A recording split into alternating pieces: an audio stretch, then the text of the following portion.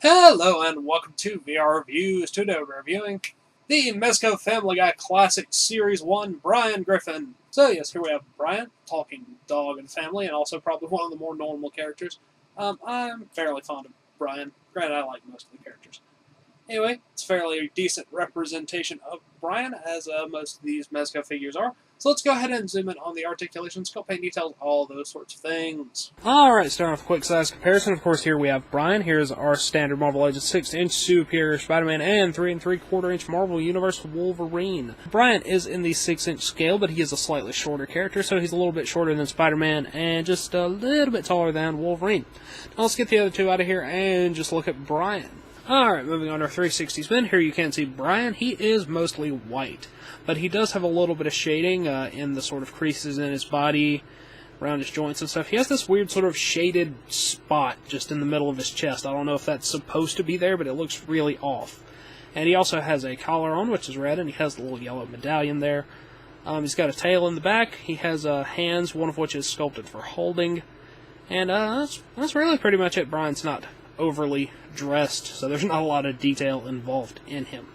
Let's go ahead and zoom in on his head sculpt. Zooming in on Brian's head sculpt, of course, he's got his massive nose, muzzle, face coming out there at the front. He's got sculpted lips, or bottom lip, or whatever down there at the bottom, and his eyes are sort of lazily half open, and he's got some ears sculpted there on the side. Fairly decent portrayal. It's a bit hard to look at it face on because it doesn't really look right, but from the right angle it looks like something that makes sense.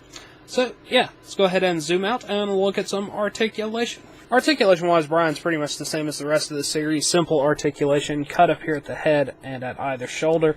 He doesn't have the waist cut, which some of the other figures have, but that's probably just to keep there from being a big line in the middle of his waist since he doesn't have pants or anything on.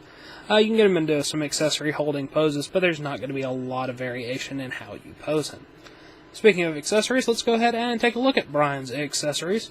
Accessories-wise, Brian comes with a mug of coffee, a rolled-up newspaper, and a magazine of doggy style, apparently.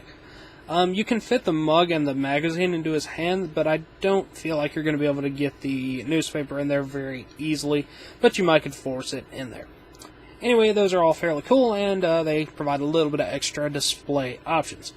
Now, that wraps it up for Brian and all of his accessories, so let's move on to the packaging. Packaging-wise, Brian comes in the same style of packaging that the rest of this series does.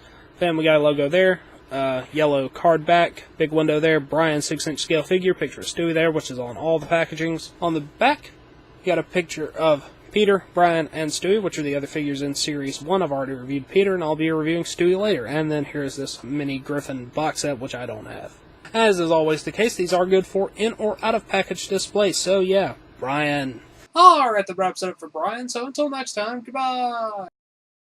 Hello, you've just watched one of my videos. Feel free to like, comment, and subscribe if you enjoyed my videos. If you didn't, run away and never return. Also, feel free to check out my other channels, Venom Raptor for all my variety gaming content, and VR Reviews for reviews of various action figures and collectibles. Thank you, and goodbye.